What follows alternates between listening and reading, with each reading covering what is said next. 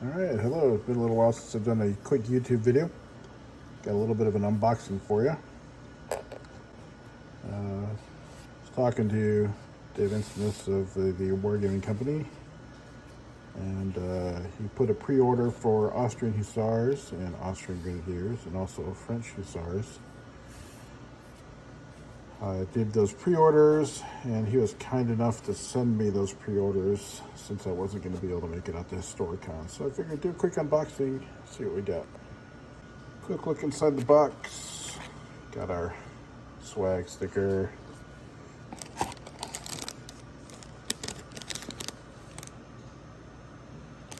We got the Reformation area. Actual Hussars. Basing.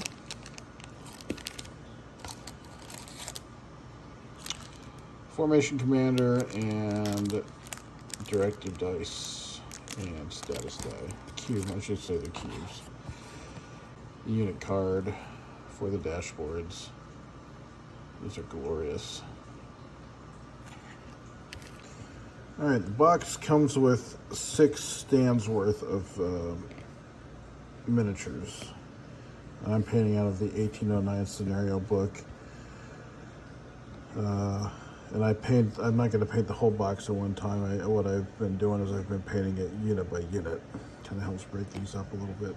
So I'm going to be painting the Star Regiment number 3, the Resultat Ferdinand. A little close up of the figures here. It's got a little bit of flashing, no big deal. Easy to snip off. So we have the officer and the trumpeter on the lee in there in this.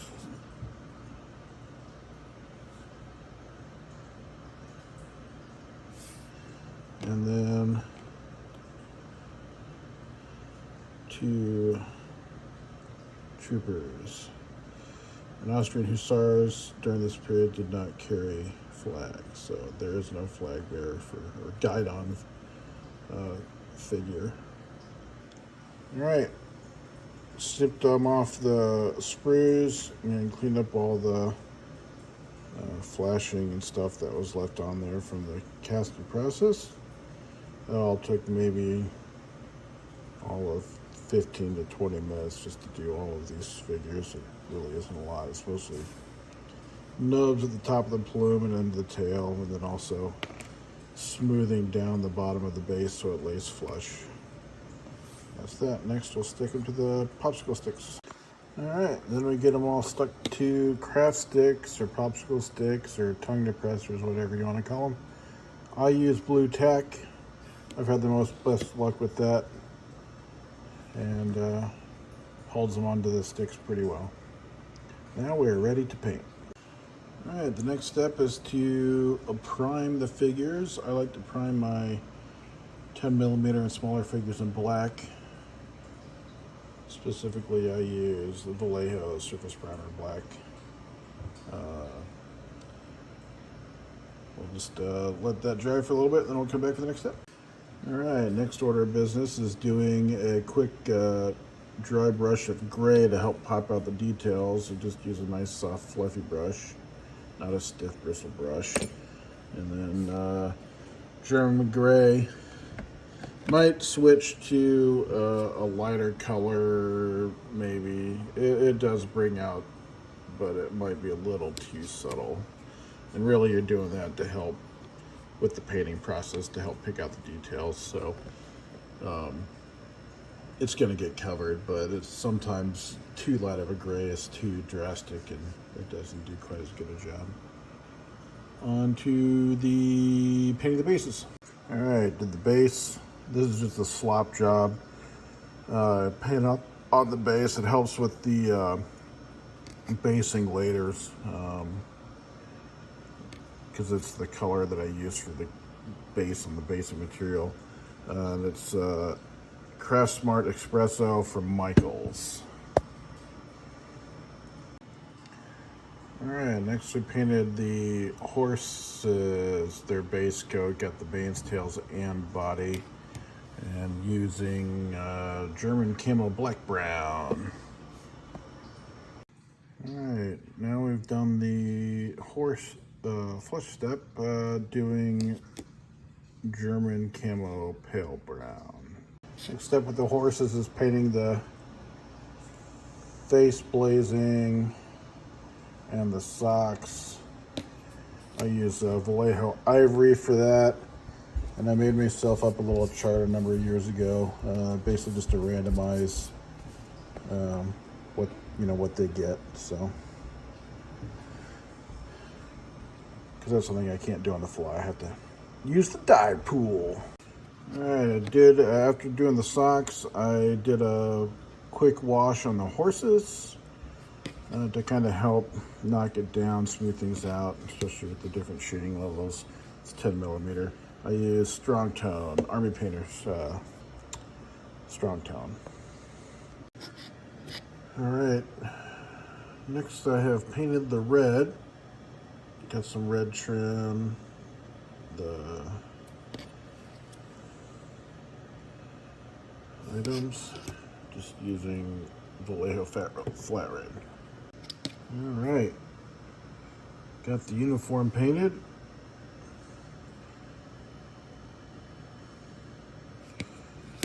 Is a dark Prussian blue. All right, I've used Saddle Brown to do a little dab of hair. Just a little dab on each figure. All right, we got the Shakos painted. They're a lighter color using Sky Gray. All right, we got a little hands and face specs right there using Flat Flesh. All right, just did a quick highlight of the top coat just to kind of help differentiate it, since I used the dark Prussian blue. I just did a couple quick stripes with the just Prussian blue to give it a little bit of highlight to help separate that article of clothing from the rest of the uniform. All right, did the yellow trim, and to do that I actually used a Sharpie. It's an acrylic paint marker. It seemed to work okay. Probably need to work with it a couple more times to kind of get the control of it down. And then I had to do some red touch up, and then also get the red plume on the musicians, which I just used the flat red that I've used before. All right, just a quick hit with white, and just a cross strap across the body is really all it is. A couple of them I do need to do touch up on, but again, I also tried using the acrylic paint pen for that, so it seemed to go pretty well for the most part. Now I just got to do some touch up on some stuff. All right, got a little bit of green on there, top of the plumes, green. Then also on the sculpts of the bases where the horses are the ground, to kind of help reinforce it. They've got little grass sculpt there, so painted that up using Vallejo olive green. All right, I did a couple of gray highlights kind of around the leg foot area, since it's kind of a dark shadowy area, so I used basalt gray to pop some highlights onto that, just around the boots and sword scabbard, just to kind of give a little differentiation. Here's that basalt gray. All right, got the silver base, a couple dots on the bridle, stirrups, swords. I shouldn't say swords, the metal parts. And then I used natural steel for that. All right, reaching the end. Got little gold bits for the handle of the swords, and also the bugle for the musician, and little blips on the sword scabbard using Vallejo gold. All right, I just did a very small detail. It's probably almost going to be unnoticeable. There's a small chin strap. And apparently the Austrians use leather. So I just did kind of like a basalt gray to represent black and leather. But to help it, stand out just a little bit, even though it's not a lot. But yeah, that should be that. Painting is complete on the figure. If these figures had flags, I would attach the flags next, but since this one doesn't, we'll just go straight to the clear coat. Two last things I did before going on to clear coat. Looking over the figures one last time, the black plumes on top of the officer and the cavalier, that was just straight black, so I did kind of some basalt gray highlights just to kind of pick it out, so it brought a little bit of depth to it. And then I also took that Prussian blue and kind of did a little highlighting on the uniform on this side just to give it some depth. A lot of the features, especially the pants, were kind of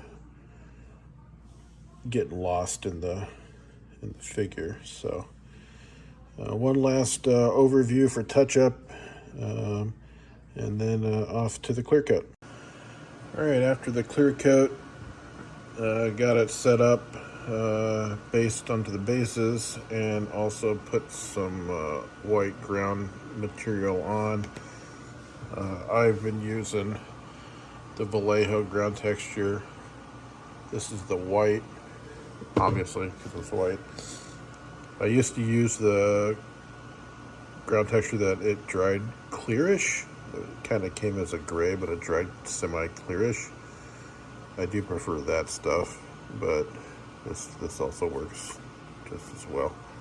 Next, we'll paint the base.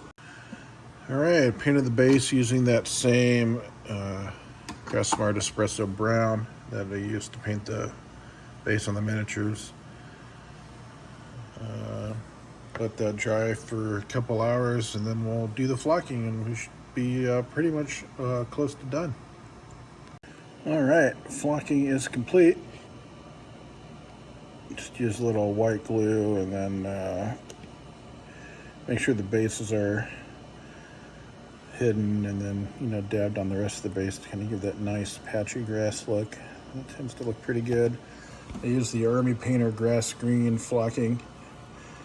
This is the leafy kind. There's also a kind that is static grass. That at least when I bought it, it was in the same container. So the only real way to tell the difference is to actually look at it. So I use both in my miniatures projects. This leafy kind I like using for 10mm and smaller projects. And to finish it all up, I've attached the label. Just use white glue, and then use some clear fingernail polish as a lacquer protectant to help keep it stuck down or prevent chipping, stuff like that. So got that idea from being in an ESR game at Adepticon this last spring. David labeled his miniatures, and I thought that was an excellent idea. So got the unit squadron or stand number for units that have multiple stands, and then also like the Hussars have the lights attribute, so added that on there as kind of a quick reference to help remind people or to differentiate when there's a whole bunch of stands on the table, because sometimes it's kind of hard to tell. So let them dry up, and then I'll do a final review. All right, quick final review. Now everything's done. For the 10mm Austrian Hussar sculpts by the Wargaming Company, I think a lot like all of their other stuff, it's excellent quality. They paint up really easy. The Cavalry, they've got newer horse sculpts, so they're a little bit more dynamic than what they previous iterations were. I think previous horses, they were pretty much a standing pose. Now they're, you know, moving, and they look great, especially on the base, all based up with, you know, all painted up and everything. They paint up quick, they paint up fast, very little flashing itself.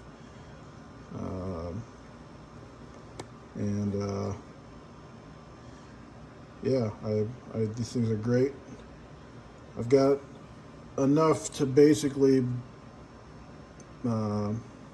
build practically all of the Hussars for the Battle of Aspern-Essling. I might be short a couple of stands, so I think I might need to acquire a second box.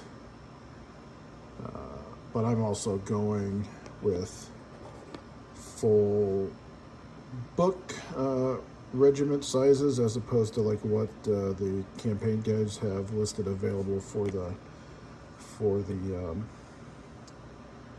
order of battle for a particular battle. So I do have additional extra stand here or there than what's listed in the order of battles for Aspern-Essling. So I purchased 2 boxes. I'm going to have to purchase a third. 2 boxes are actually probably enough for that battle. Especially when you start acquiring force packs and all that stuff. You get all the extra cavalry that comes with it. So, no, definitely great. Definitely worth the investment. Paint up great. I think they'll look dashing. Quite dashing. I have a soft spot for the Austrians, even though I've been painting French lately. So I hope they smote all of the French cavalry upon the battlefield. One last little spin in the light.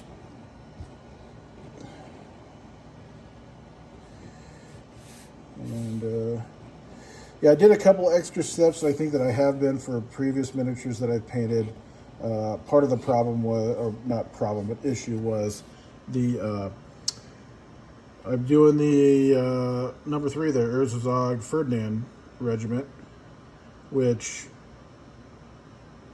dark blue dolman, dark blue police, and dark blue trousers. So to provide just a little bit of differentiation and depth, so that way, you know, some of the color, you know, pops out a little bit. I did do, you know, like a 2-coat process for the uniform instead of one solid color that I've been doing for other pictures people may have seen. And that definitely helps bring out the figure, I think. Just kind of spinning it around, I think it kind of helps it pop a little bit more than it would otherwise. I probably won't do that for some of the other regiments because they actually are, you know, red trousers, green coats type of thing, so they don't quite need that level of distinction. We'll see, maybe. Looks pretty cool right now, so I might stick with it. But all right, Austrian Hussars, ESR, 10mm, Wargaming Company. Hope you all have a happy time painting, and hopefully I'll be able to get some more videos out sooner than later. Thanks a lot. Bye-bye.